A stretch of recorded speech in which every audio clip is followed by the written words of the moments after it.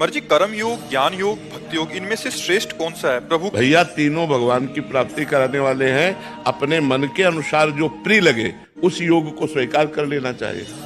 जैसे केसी घाट, जुगल घाट, विश्राम घाट। लेकिन जमुना जी कौन है? एक ही तो है। जमुना एक, घाट बहुत तेरे। घाट बहुत है तो ये घाट है कर्म योग, अष्टांग योग, सांख्य योग, भक्ति योग, प्रेम योग। उस परमानंद स्वरूप परमात्मा के रस समुद्र में गोता लगाने के ये घाट है। किसी भी घाट में जाओ परमात्मा तो वही मिलेगा।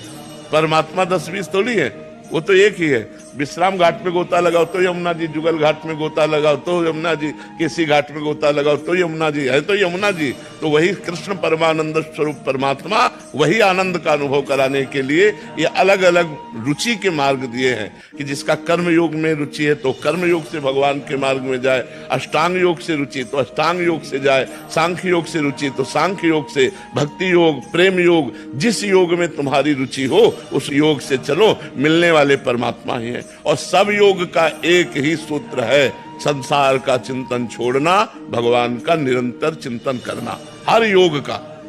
अष्टांग योग में चित्त वृत्ति का निरोध करके परमात्मा में स्थित हो जाना। भक्ति योग में भगवान के लीला गुण नाम कीर्तन का गान करते हुए भगवान में तन्मय हो जाना। सांख्य योग में ब्रह्म सत्यम जगत मिथ्या, जगत मिथ्या है ऐसा मानकर इसका त्याग कर ब्रह्म में स्थित हो जाना। सब योगों का सार है भगवान का निरंतर स्मरण और संसार के चिंतन को छोड़ना।